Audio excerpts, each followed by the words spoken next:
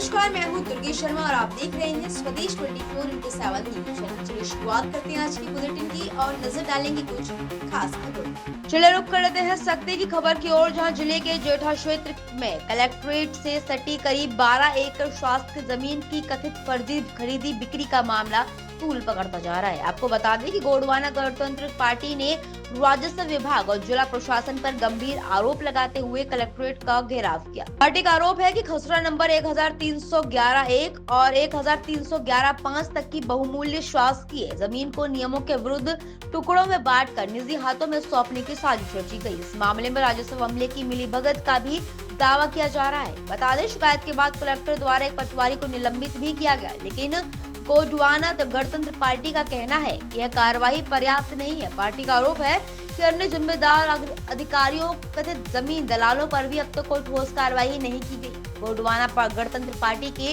राष्ट्रीय अध्यक्ष और पाली तानाखार विधायक के नेतृत्व में कलेक्ट्रेट घेराव की कोशिश की गई। हालांकि पुलिस प्रशासन ने प्रदर्शनकारियों को पहले ही रोक दिया। पार्टी के राष्ट्रीय अध्यक्ष ने स्पष्ट किया है कि जब तक पूरे मामले की निष्पक्ष जांच और दोषियों पर कड़ी कार्रवाई नहीं होती, तब तक आंदोलन और अनिश्चितकालीन हड़ताल जारी रहेगी। इस खास खबर के लिए सख्ती से संवाददाता भगत राम शर्मा की रिपोर्ट।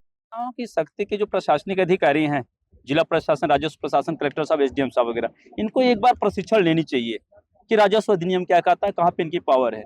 जिस जमीन की बात कर रहे हैं, असल में वो जमीन में एक बार रजिस्ट्री हो चुकी है। रजिस्ट्री होने के बाद मुझे ऐसा लगता है कि भू माफियाओं को ये हाई कोर्ट जाने का रास्ता बना रहे हैं, मेरा यह आरोप है। क्योंकि अगर ये रजिस्ट्री हो चुकी है तो रजिस्ट्री को विलोपित करने, निरस्त करने का जो पावर है, जो शक्तियां हैं, वो सिविल कोर्ट के पास होता है, ना कि कलेक्टर के पास होता है, एसडीएम के पास होता है।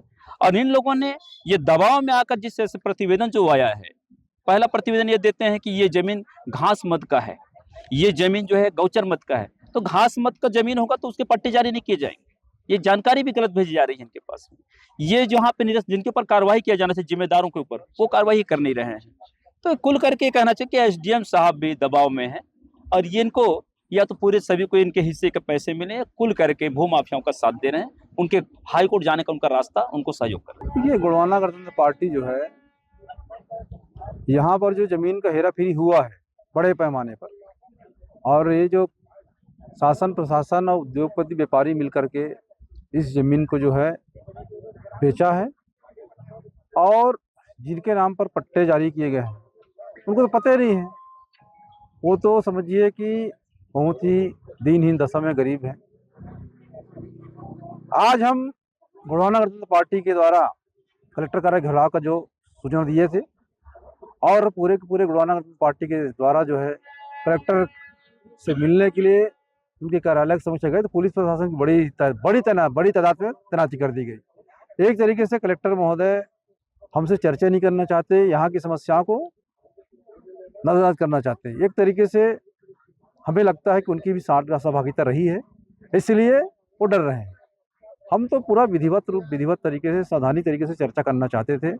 और ये जो बड़े पैमाने पर जो खेल हुआ है यहाँ पर जमीन का हेराफेरी, उस पर कार्रवाई चाहते थे हम। जिस तरीके से 1311/1, 2, 3, 4, 5 ये जो खसरे की ज़मीन है, इस ज़मीन में जिस तरीके से यहाँ पर लेन देन हुआ और ज़मीन रजिस्ट्री किया गया, आज फिर उस ज़मीन को सुनने में आ रहा है, पता नहीं, हमको आदेश तो दिखा नहीं है, सुनने में आ रहा है कि यथावत जिसकी ज़मीन थी उसको वापस कर दिया गया है। तो ये पावर भी उसके पास नहीं है, ये सिविल का मैटर था। और सिविल कोर्ट जो है इसको निरस्त करती, जिसके नाम से करना चाहती करती, पर यहाँ पर तो यहाँ प्रशासनिक अधिकारी कर रहे हैं। तो हमें लगता है कि हमारे साथ गोंडवाना गणतंत्र पार्टी के लोगों के साथ यहाँ की कलेक्टर, यहाँ के एसडीएम, यहाँ के तमाम अधिकारी, हम संवैधानिक मुद्दे को, हम सरकारी जमीन को बचाना चाह रहे हैं जो शासन की जमीन है। तो कहीं ना कहीं हमको लगता है कि गोंडवाना गणतंत्र पार्टी के यहाँ की जो प्रशासन साथ नहीं दे रही है और ये बिचौलियों के साथ, भू माफियाओं के साथ खड़ी हुई है। आपका तीसरा मांग है कि 311 एवं उससे जुड़े हुए जितने भी खसरा नंबर की जमीन उनको शून्य किया जाए। बिल्कुल, यदि उन्होंने ना तो आज तक कब्जा है 80-81 में पट्टा दिया गया, आज तक काबिज नहीं हुए, और यदि काबिज नहीं हुए उसके बाद ही बिक्री हो जाती है। तो बिक्री होती है तो उसके नाम से क्यों जाए? वो बिक्री होती है, बिक्री होकर के यदि उसको वापस जाए तो शासन के पक्ष में जाना चाहिए। यहाँ पर बैठेंगे और ये आंदोलन आगे भी चलेगा, आंदोलन आगे चलाएंगे जब तक कि हमारी मांगों को पूरा नहीं किया तब तक हम आंदोलन चलाएंगे।